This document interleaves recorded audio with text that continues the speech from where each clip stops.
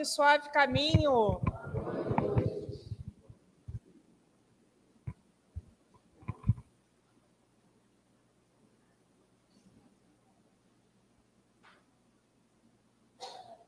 Achei que não ia funcionar. Estão me ouvindo bem? Que bom. Então, hoje, nós vamos conversar sobre a parábola dos talentos. Quando o Márcio me convidou para vir aqui em setembro, né? E foi o mês que nós falamos sobre a vida, com um pouquinho mais de atenção, eu fiquei pensando, nossa, o que eu vou falar? E aí me veio logo a parábola dos talentos. E eu mesma fiquei assim, caramba, mas a parábola dos talentos? E aí a gente foi estudar, né? Para poder estar aqui falando hoje com vocês sobre essa parábola, que ela está lá em Mateus 25, 14 em diante, e ela faz parte do sermão profético. E é muito interessante a gente observar que antes dessa parábola, tem a parábola das 10 virgens. Então, se nós formos acompanhar o pensamento, nós vamos ver da nossa necessidade de esforço e perseverança. E essa parábola, na verdade, ela é muito importante, nosso entendimento, nesse momento de transição, porque ela fala disso. A gente vai ver, né? Porque o Senhor deixa algumas coisas para nós e depois ele diz que ele vai voltar. E a gente vai ter que prestar conta. E aí a gente vai ver se a gente quer ou não continuar na Terra ou ir para outro lugar, vai depender de cada um de nós. Essa imagem é a imagem do Sermão da Montanha, né, que foi, quando foi feita, ela é de 1800, foi feita entre 1481 e 1482, de Cosimo de Lourenço Rosselli. Então, ela retrata aqui, né, Jesus, justamente no momento que ele estava fazendo esse sermão profético. E ela tem, então, tem que ter para nós um significado muito grande. Ela também está no Evangelho, no capítulo não se pode servir a Deus e a Mamon. Mas eu hoje quero trazer para vocês uma outra abordagem que eu descobri estudando dessa parábola, para esse mês em que a nossa vida, né, em setembro, a gente, na verdade, declama que o valor que a vida tem. Então, vamos lá. Vamos, então, conhecer a parábola, todo mundo, para a gente ficar todo mundo na mesma página. Então, está lá no capítulo 25. Pois será como um homem que, ausentando-se do seu país, chamou seus próprios servos e entregou-lhes seus bens. Então, ele foi e deixou todos os bens dele para aquelas pessoas que iriam ficar ali. E ele ia se recolher em algum lugar, fazer uma viagem. A um deu 5 talentos, a outro 2 e a outro 1. A cada um segundo a sua própria capacidade. E ausentou-se de seu país imediatamente. Ele deu igual para todo mundo? Sim ou não? Isso, é para a gente já começar a acordar. Não perguntar sim ou não, pode responder para acordar. Ele deu diferente. Por que será que ele deu diferente? Tendo partido, o que recebera 5 talentos, trabalhou com eles e recebeu outros 5. Do mesmo modo, o que recebera 2, ganhou outros 2. Porém, o que recebera 1, saiu, cavou na terra e escondeu a prata do seu senhor. Talento, naquela época, era uma grande quantia de dinheiro, né? Ao longo dos séculos, dos anos, como nós fomos interpretando, nós fomos dando outros significados a talento.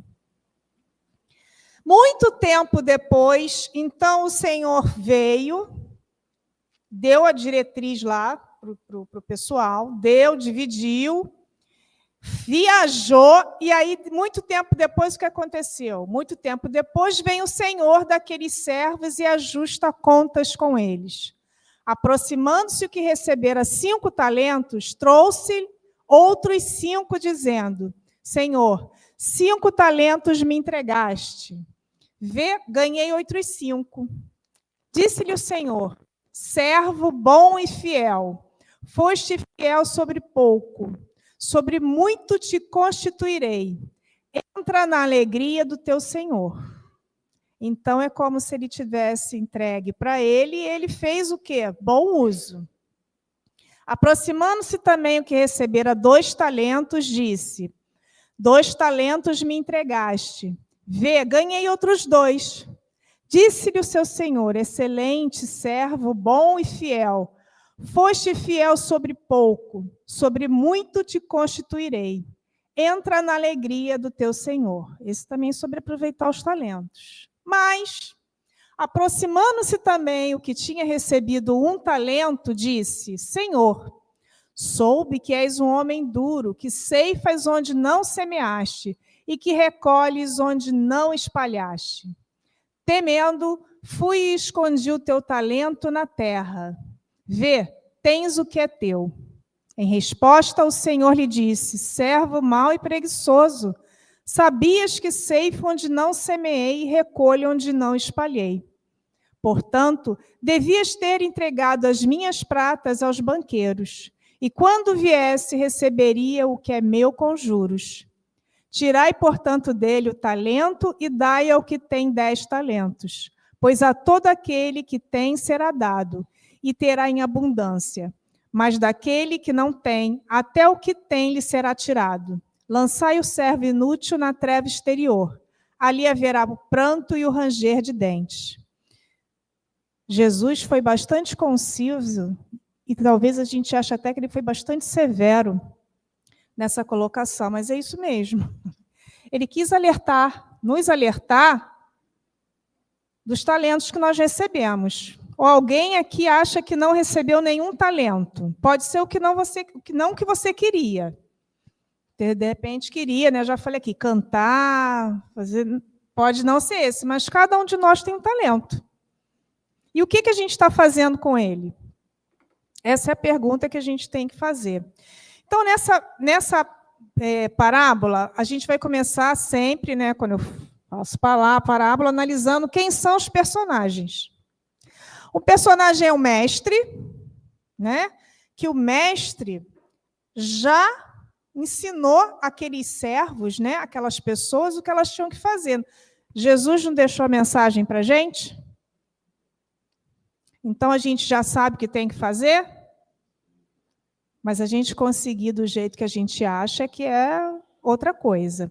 E nós temos o servo negligente. Quem é o servo negligente? É o que foi lá e enterrou. E nós temos o servo diligente. Então, é sobre esse aspecto. E nós vamos ver que em momentos das nossas vidas nós somos negligentes. Em momentos das nossas vidas nós não somos negligentes. Né? E por que ele não entregou a mesma quantidade de talentos para eles? Porque o Senhor é a inteligência suprema. Ele sabe da capacidade de cada um. Ele sabe que cada um de nós tem uma capacidade. A nossa digital é igual? Existe alguma digital igual? Não. As nossas capacidades são iguais? Não. E o Senhor sabe disso, porque Ele é a inteligência suprema e é misericordioso. Então, Ele deu a capacidade e a oportunidade de acordo com as nossas condições. Isso é muito importante a gente internalizar até. Nós temos o que nós precisamos, não é o que nós queremos. E o Senhor nos dá aquilo que temos capacidade de realizar. Só que às vezes a gente não realiza, né? Porque Ele conhece todas as nossas possibilidades e habilidades. Alguém aqui acha que não tem habilidade nenhuma? Pode levantar a mão se acha que não tem habilidade nenhuma. Alguém tem todas as habilidades que quer ter? Aí não, né? A gente não tem. Então, a gente tem que focar naquilo que nós temos e que nós podemos realizar. E aí, o que acontece? Por que eu trouxe essa imagem? A imagem está aí, peraí. Por que eu trouxe essa imagem aqui? Todos nós já descobrimos o nosso talento? Já conseguimos montar o nosso quebra-cabeça? Se a gente não conseguiu, é bom a gente começar a achar, porque Jesus conta conosco, porque ele nos deu esse talento. E como ele diz na palavra, ele vai perguntar para a gente, o que fizeste com o talento que te dei? Não multiplicaste? Então, para que você vem aqui no Suave Caminho, terça-feira, domingo, na Evangelioterapia, aqui tem Evangelioterapia, não tem? E aí? Porque vocês não vão poder dizer que não sabiam, porque vocês estão aqui assistindo a palestra hoje. Então, ele conta conosco nesta vida aqui. E cabe a nós ver qual é a peça de quebra-cabeça que nós temos que montar para que nós possamos efetivamente utilizar o talento que a gente tem. E aí, o que aconteceu? Quem recebeu 5 conseguiu multiplicar por 5. Quem recebeu 10 conseguiu multiplicar por 10. Mas o outro recebeu 1. Achou o quê? Achou difícil de montar esse quebra-cabeça. Então, eu vou ficar onde eu estou, que eu estou confortável. E depois eu devolvo, está tudo bem. Por que ele fez isso? Por que ele enterrou o talento? Por que a gente, às vezes, enterra nossos talentos? Porque a gente fica com medo e a gente, muitas vezes, não se acha capaz. Ou porque a gente está focando na coisa errada. E eu vou explicar o que é esse errado que a gente pode estar focando. Então, o que a gente tem? Nós temos...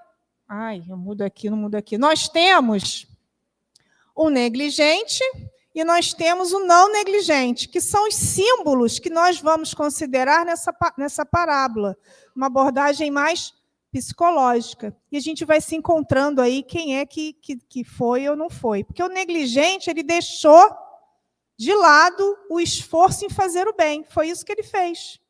Porque ele achou que ele não era capaz, porque ele enterrou, se esquivou. Ah, não vou fazer isso não. Dá muito trabalho.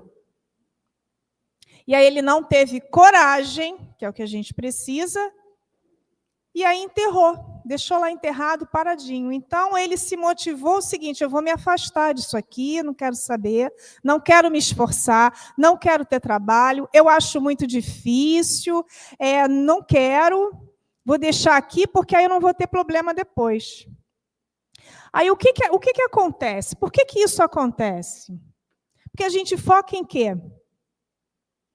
Só no problema, e não fica olhando a solução, o resultado. Aí a gente nunca consegue colocar aquela pecinha do quebra-cabeça. Porque eu estou mais preocupado no esforço que eu vou fazer, eu estou mais preocupado no trabalho que me vai dar resolver o problema do que na solução do problema. Que aquele caminho todo eu tenho que percorrer para poder o quê? Resolver o meu problema. Só que aí eu fico... Caraca, não quero. Vai me dar muito trabalho. Eu vou ter que pensar muito. Então, eu vou enterro e deixo lá paradinho. A gente fica numa inércia. A inércia, uma inércia psicológica, porque a gente se acomoda naquela posição, mas uma hora aquela posição vai doer. Não tem jeito. E aí a gente vai sofrer. E é isso que acontece com a gente. Então, ele enterrou o talento dele. Ele pegou aquela oportunidade e já era. Ele não quis se esforçar para multiplicar. E aí, vamos lembrar do início lá da parábola? Ele deu os talentos iguais para todo mundo? Não. Ele deu cada um de acordo com a sua capacidade. Então, nós temos de acordo com a nossa capacidade. Então, a gente tem que sair dessa inércia. E, às vezes, dói sair da inércia. Mas a capacidade, todos nós temos. E aí eu vou trazer essa fala do livro do Alírio Cerqueira, que ele tem uma série, eu até trouxe aqui, que é o que eu estou estudando, que eu estou compartilhando com vocês. O Alírio Cerqueira, ele é lá do Mato Grosso, e ele lançou uma série de parábolas terapêuticas, são 3 volumes. Vende na FEB, então é só pedir aqui na biblioteca, é ótimo. Na livraria do Suave Caminho, e eu recomendo a todo mundo, porque está me ajudando muito. E eu estou compartilhando, porque eu gostei muito com todos vocês, essas abordagens que ele traz para a gente. Então, olha o que ele diz. Todas as vezes em que não realizamos as tarefas no bem, que nos cabem diante da vida, multiplicando os talentos que recebendo, sendo úteis, entramos em sofrimento devido a essa negligência. Estou confortável do jeito que eu estou, não quero ter trabalho, não quero me esforçar, deixa a vida me levar, a vida leva eu, não podemos. A acomodação na inércia acabará gerando incômodo, pranto e ranger de dentes à criatura. Porque se você vem com... E a gente tem que pensar uma outra coisa. Se eu venho com talento agora, que eu não consigo desenvolver, o que vai acontecer na próxima vida? Nós que acreditamos nas diversas vidas. Eu vou vir sem para eu dar valor. E aí eu vou sofrer mais ainda. E tem gente que fala assim, não, eu vou resolver isso na próxima encarnação. Tadinho de você, vai sofrer mais do que você acha que você está sofrendo agora. Você está postergando a sua situação. Mas será que a gente consegue realmente ter esforço? E aí, olha só, pergunta 642 do Livro dos Espíritos. Será suficiente não se fazer o mal? Ou seja, ficar ali paradinho, como o cara que enterrou lá o talento? Para ser agradável a Deus e assegurar uma situação futura? Olha o que os espíritos responderam. Não. É preciso fazer o bem no limite das próprias forças, pois cada um responderá por todo o mal que tiver ocorrido por causa do bem que deixou de fazer. Então, ficar enterrando ali o talento não dá. Os espíritos já disseram para a gente, quando a gente não faz o bem que a gente poderia fazer, a gente também está com um probleminha. Não tem jeito. Então, o que a gente precisa fazer? Quem conhece essa imagem? Isso aqui é aquele pêndulozinho que quando você solta, ele fica. Então, as bolinhas ficam todas paradas até que aconteça o quê? Tem um movimento, tem alguma coisa que coloque elas em movimento. Então, elas saem do estado de inércia. E aí elas começam a balançar. Então, é isso que a gente tem que fazer. Pegar uma bolinha, tacar lá na gente, olha, vamos sair da inércia. Porque eu preciso me afastar da consequência dessa inércia, que é o quê? É um sofrimento que eu vou ter, mais cedo ou mais tarde. Mas por que custa? Porque a gente quer fazer, porque a gente acha que é uma obrigação. Não é uma obrigação. A gente precisa se conscientizar de que a gente precisa. E não porque eu vou lá no centro, eles dizem que a gente tem que fazer. Não! Eu tenho que me conscientizar disso, para eu ter um movimento ativo e gastar a minha energia de forma proativa. E aí, eu vou exemplificar agora. Tem alguém chamado Antônio aqui? Não? Então eu vou usar o Antônio. O Antônio, eu vou contar uma história que está aqui, e qualquer semelhança com a realidade não é mera coincidência. Deixa eu abrir aqui para não esquecer a história. Então, vamos lá. Antônio, 47 anos, bancário, sedentário e estressado. Sentiu uma dor no coração, foi no cardiologista. O que o cardiologista falou para ele? Se você não fizer uma atividade física, você vai infartar. Se você não melhorar a sua alimentação, você vai infartar. O que Antônio fez? Para ele poder fazer atividade física, ele tinha que levantar muito cedo, porque ele trabalhava o dia inteiro. Mas se ele não levantasse, ia acontecer o que com ele? Infartar. Já estava tudo entupido lá. E aí?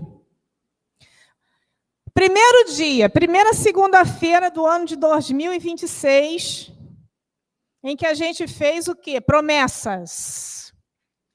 Ele vai falar assim, não, hoje eu vou acordar cedo. Mas aí ele está na cama, e a cama puxa ele, ele faz o quê? Não levanta, fica com a cama. Qualquer semelhança não é mera coincidência.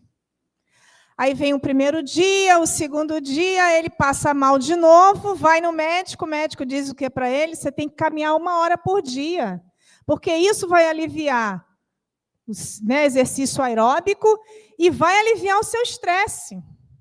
Aí o que ele faz? A cama, mas ele vai, não, mas se eu não for, eu vou ter um infarto. Ele está indo por consciência ou por obrigação? Obrigação. Aí ele vai e começa a caminhar. Começou a caminhar, acordou cedo e tal, ele tem filho, né? Quer ver os filhos, aí ele vai caminhar. Caminhou, ficou bom, 100%, não sentiu mais nada, pá, já estou bom, o que ele faz? Para de caminhar. Por quê? Porque ele tinha isso como uma obrigação e não como uma conscientização que ele precisava caminhar. Percebe? Onde que a gente... Aí o que acontece? Ele se motiva, se desmotiva e vai para a inércia de novo. E aí o que vai acontecer com ele? Vai infartar. Porque ele não pensou na solução, que era a melhoria da saúde. Ele focou no problema dele, que era o quê? Sair cedo da cama. Aí é que está o esforço que a gente precisa fazer, a vontade. Se ele focasse na saúde, na melhoria da saúde, ele ia acordar todo dia com prazer de ir. Com prazer de ir caminhar aqui na praia e ver o mar e ouvir as ondas, que é um privilégio que a gente tem. Mas não, para ele era uma obrigação, então não foi para frente. E por que a gente está falando disso? Porque a gente precisa... Esse aqui é um ciclo motivacional que a gente vê em empresas. A gente precisa justamente... Essa conscientização é que vai trazer o equilíbrio interno, porque eu vou ter um estímulo, um incentivo, né, que no caso dele não foi um incentivo tão bom, porque ele estava infartando. E aí uma necessidade, a gente tem uma tensão, eu vou ou não vou? Eu vou. E aí isso vira um comportamento, uma ação, eu mudo a minha mente. E aí eu vou ter satisfação, mas eu posso ter a frustração também, mas isso não pode me impedir de continuar tentando chegar à minha meta, que é ter a minha saúde 100%. Porque a saúde é um talento também que eu tenho. A minha vida é um talento. Quando o Senhor lá da palestra, da parábola, vai na frente, ele está deixando a gente atrás. O que está acontecendo com a gente? A gente está encarnando, reencarnando, encarnando, reencarnando, tendo várias oportunidades de multiplicar os talentos. Não queremos enterrar os talentos. E aí ele vai que a gente vai ter que prestar conta em algum momento. E aí, olha só, onde a gente está? Está aqui. Então lá, né, de novo essa cena aqui, para dizer o quê? Esforço e entusiasmo. A gente precisa ter entusiasmo no que a gente faz. Então, se a gente está trabalhando e não está se sentindo bem, se a gente está vindo na casa espírita e não está se sentindo bem, a gente precisa parar e refazer o nosso quebra-cabeça. Se eu estou vindo aqui e quando eu saio daqui, eu continuo com as mesmas atitudes, eu continuo com as mesmas coisas, eu estou enterrando meu talento. Porque o talento é também a inteligência, o talento é o nosso corpo, o talento é o nosso trabalho, tudo é o nosso talento. Mesmo quando, às vezes, no trabalho, você tem vontade de pegar o coleguinha e bater ele assim, né? Pois é. Hoje eu passei por uma dessas, até falei, Márcio, hoje eu fui tentada, realmente. Mas a gente tem que respirar fundo.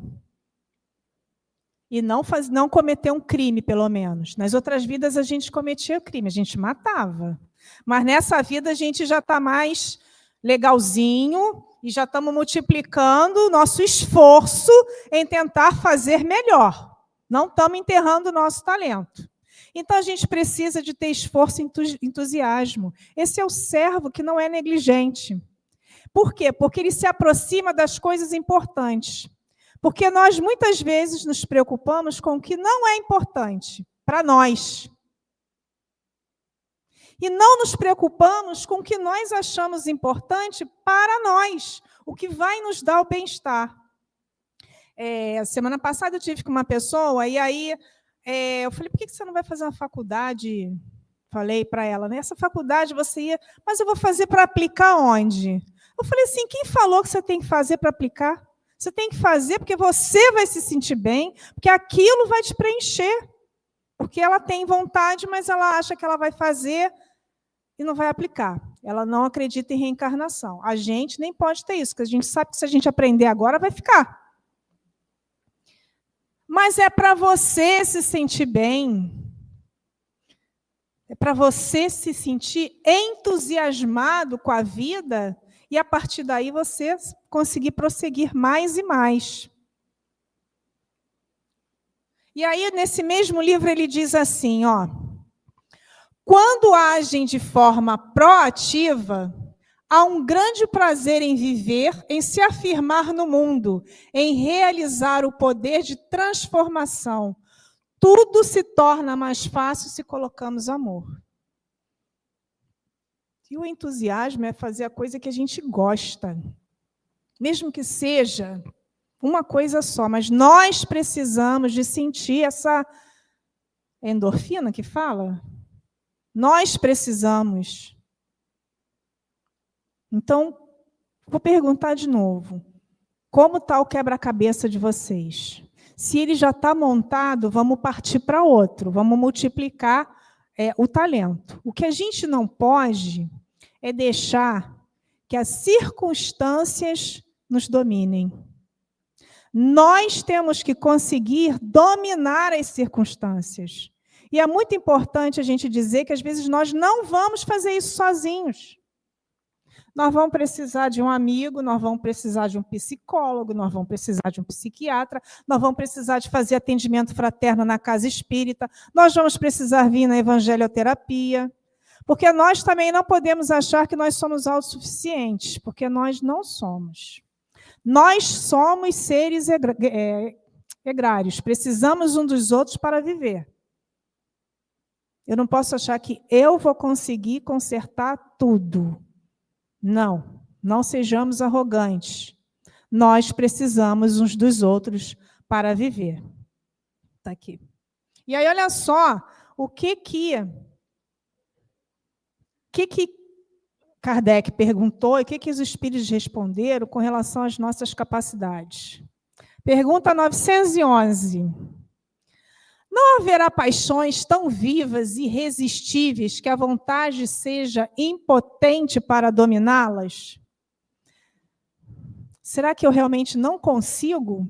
E aí, olha só o que eles falam. Há muitas pessoas que dizem, quero, mas a vontade só lhe está nos lábios. Querem, porém, muito satisfeitas ficam que não seja como querem. Quando o homem crê que não pode vencer as suas paixões, é que seu espírito se compraz nelas, em consequência da sua inferioridade. Compreende a sua natureza espiritual, aquele que as procura reprimir. Vencê-las é para ele uma vitória do espírito sobre a matéria. Tem que sair da inércia. Porque se a gente está na inércia, é porque a gente está gostando dessa situação. Então, a gente tem que começar a ser mais proativo. E aí, o Alírio coloca para a gente 4 componentes para a gente se mexer. que são esses aqui, ó. Força, competência, autoamor e busca da felicidade. Os 4 pontos componentes que a gente precisa desenvolver, precisa entender para a gente poder não ser o servo negligente. Então, o primeiro deles é a força. O que é essa força? Essa força nada mais é do que a força de vontade. A gente precisa de força para vencer. Lembra lá daquele pêndulozinho?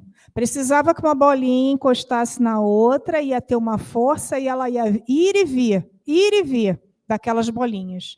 E aí a gente precisa de força de vontade. E a força de vontade, ela é muito importante aliada à fé.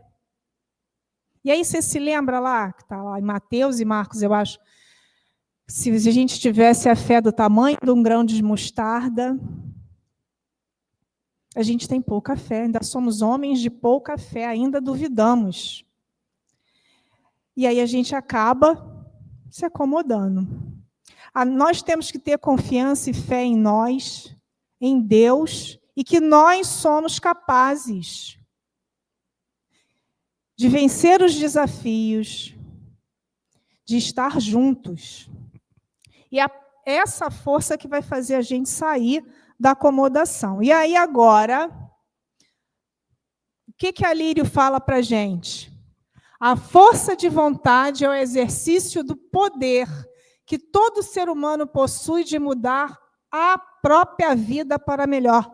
Nós temos esse poder. Nós precisamos ter a fé que nós temos. E nós precisamos de força de vontade. Eu não estou falando aqui em mudar a vida material.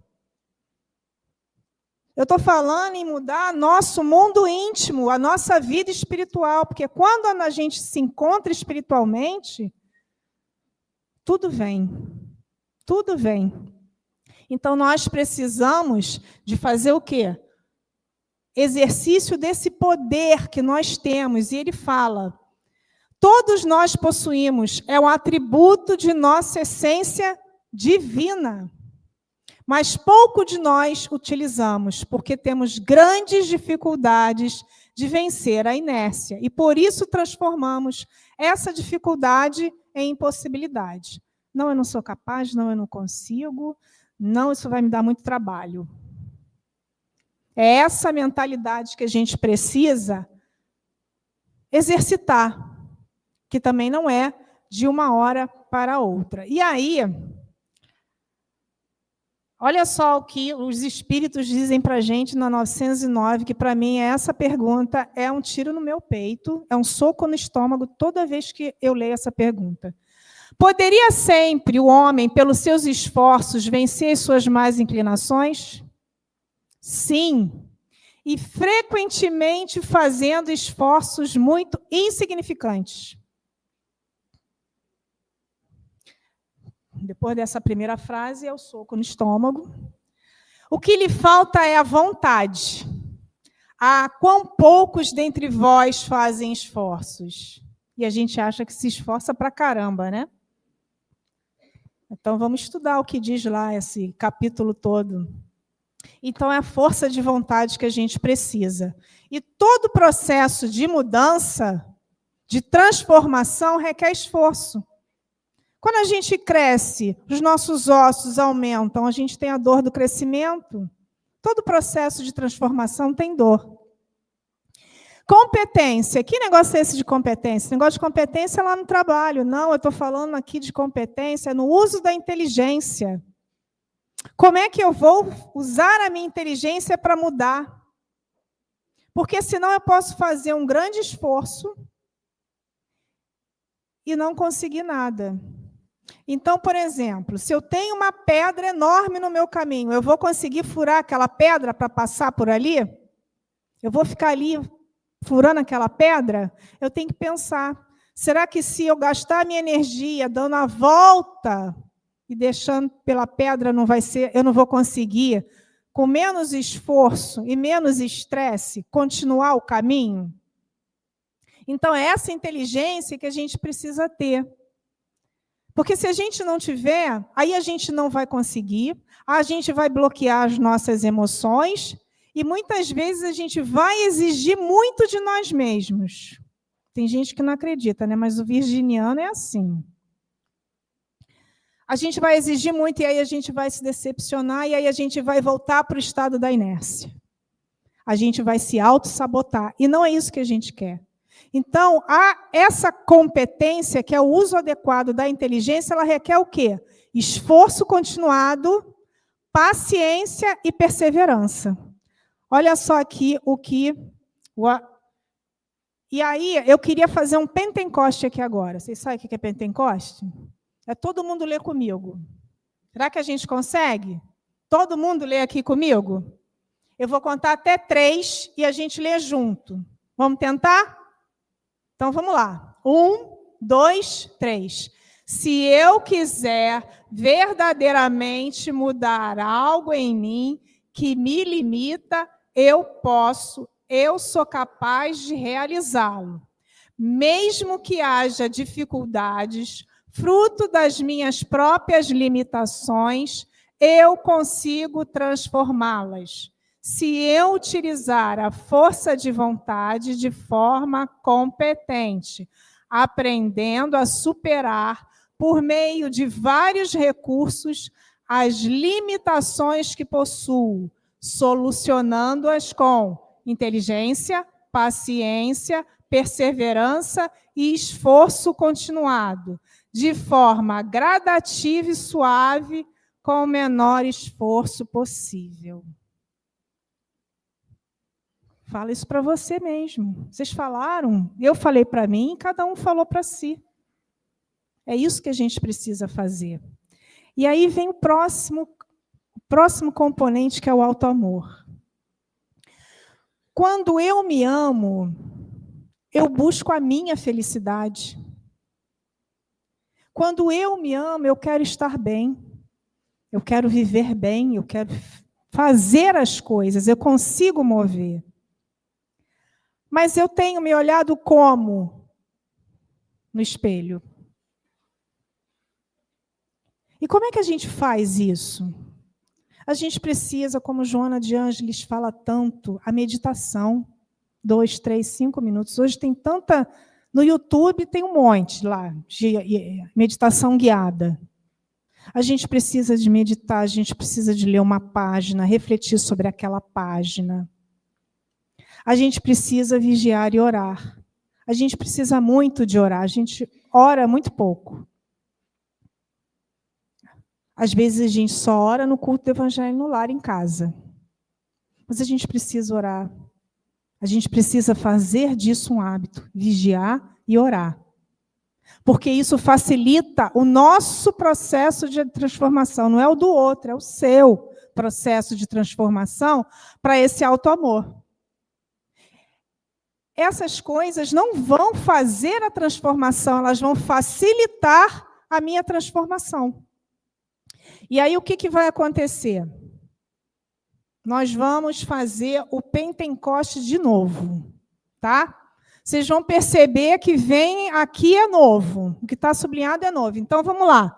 1, 2, 3. Se eu quiser verdadeiramente mudar algo em mim que me limita, eu posso, eu sou capaz de realizá-lo, mesmo que haja dificuldades, fruto das minhas próprias limitações, eu consigo transformá-las se eu utilizar a força de vontade de forma competente, aprendendo a superar, por meio de vários recursos, as limitações que possuo, solucionando-as com inteligência, paciência, perseverança e esforço continuado, de forma gradativa e suave, com o menor esforço possível, porque eu me amo e por isso quero o melhor para a minha vida.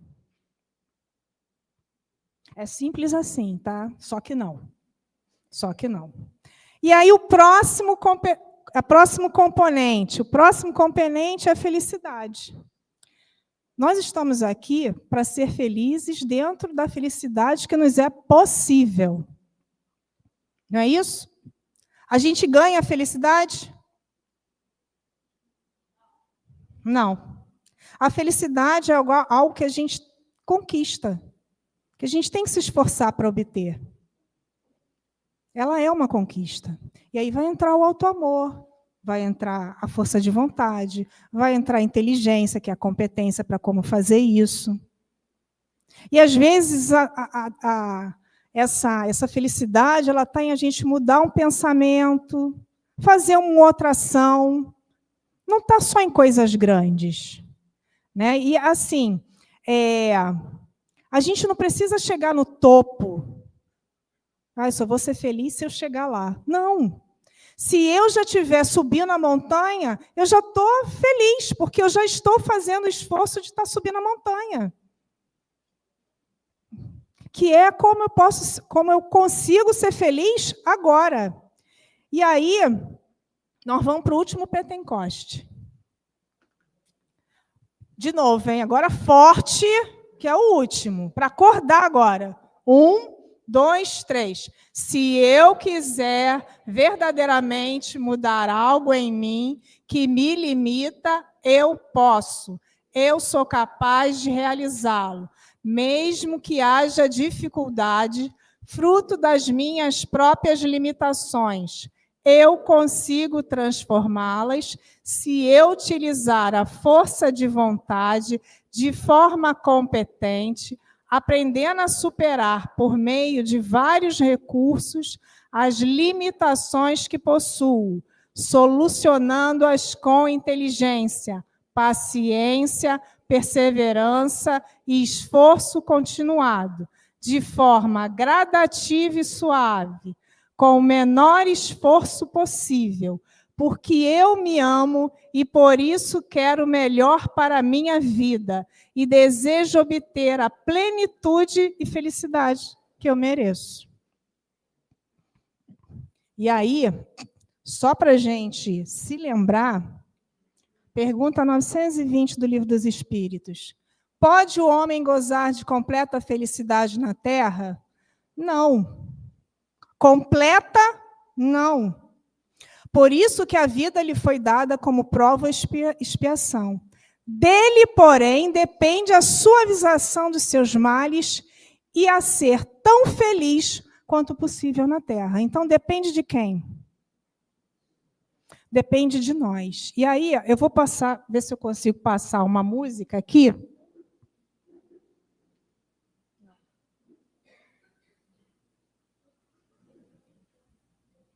Vê se vai aí.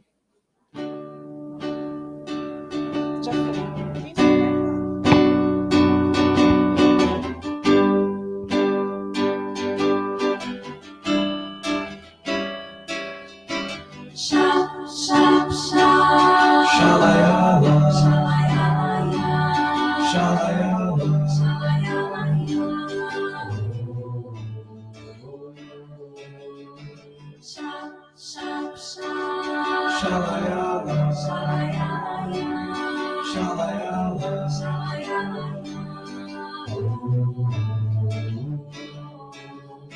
Amigo, brilha o sol, além de sua janela, perceba ao seu redor o quanto a vida é bela. Acenda em você o brilho que domina, liberte as asas, voe ao encontro do mais puro amor.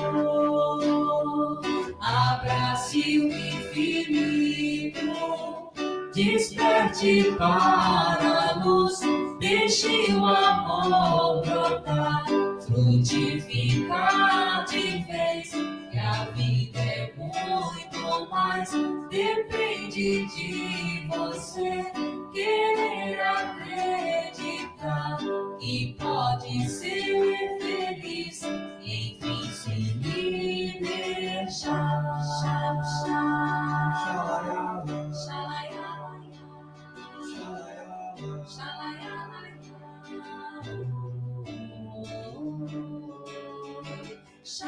Shap, shap.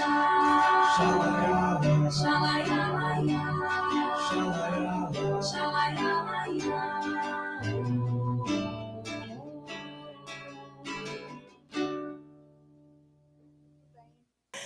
Que brilhe, então, a nossa luz, que está lá no sermão profético, e que nós sejamos, na maioria do tempo, tentemos ser os servos não negligentes. E quando nós formos negligentes, lembremos da força de vontade, da competência, da inteligência para usar bem essa força de vontade, da nossa necessidade de auto-amor, e que todos nós nascemos para sermos felizes dentro das possibilidades que temos no nosso mundinho de expiação e prova.